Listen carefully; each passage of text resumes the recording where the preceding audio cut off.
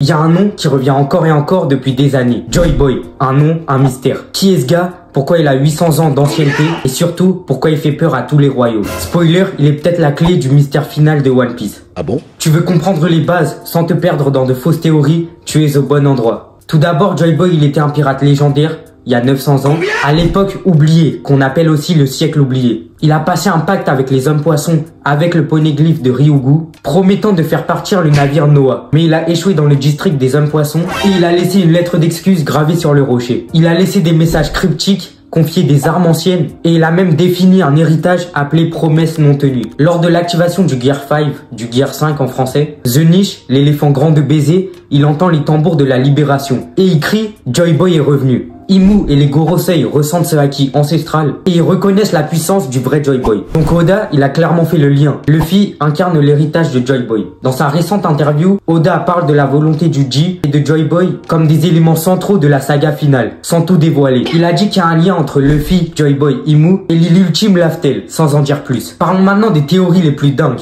1. Joy Boy n'est pas un nom, mais c'est un titre. Certains pensent que Joy Boy était Davy Jones, qui est un pirate mythique très cruel. Le diable lui-même l'a condamné à finir sa vie au fond de l'océan à cause de sa méchanceté. Mais d'après cette théorie, il est associé directement à l'île de Laftel. Théorie numéro 2. Oz et Joy Boy originel. Il y a une théorie qui dit que l'ancêtre des géants, Oz, est en réalité une incarnation ou un avatar de Joy Boy. Théorie numéro 3. Le retour via le voyage temporel. Une théorie dit que Joy Boy savait qu'il ne tiendrait pas sa promesse, donc il a utilisé le Toki Toki no Mi pour se téléporter dans le futur et revenir à notre époque. Et qu'est-ce que le manga nous montre? On voit l'apparence en silhouette de Joy Boy dans le chapitre 1115. Chapeau large, cap, un bras avec un crochet, un pied de bois, visiblement un pirate. Lors de l'arc Egghead, le géant robot libère le haki de Joy Boy gravé en lui depuis des siècles, ce qui provoque un tremblement de l'île et effraie les Gorosei. Bonnie obtient une connexion bizarre avec Joy Boy. Certains disent qu'elle pourrait se transformer en Joy Girl, avec un pouvoir inspiré de Luffy. Joy Boy, c'est le pont entre le siècle oublié, le présent de Luffy et le futur de Laftel. C'est le fil invisible qui relie tous les arcs de l'histoire. Si tu veux comprendre pourquoi tout le monde parle de promesses non tenues, c'est là que tu dois t'intéresser. Si tu veux comprendre les trucs cachés du Gear 5,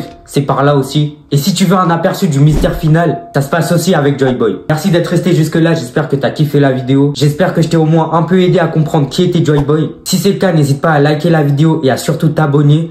On se retrouve très bientôt pour de nouvelles vidéos. Au revoir.